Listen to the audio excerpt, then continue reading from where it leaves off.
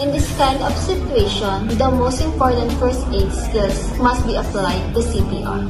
Learning CPR is very simple. It takes about 5 minutes and it could save a life. CPR is short for cardiopulmonary resuscitation. It provides artificial ventilation that can preserve brain function, blood circulation, and breathing in a person. In an emergency situation, knowing how to perform CPR is invaluable.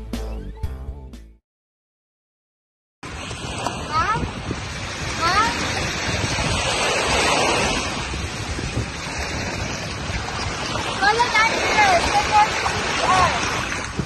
1001, 1002,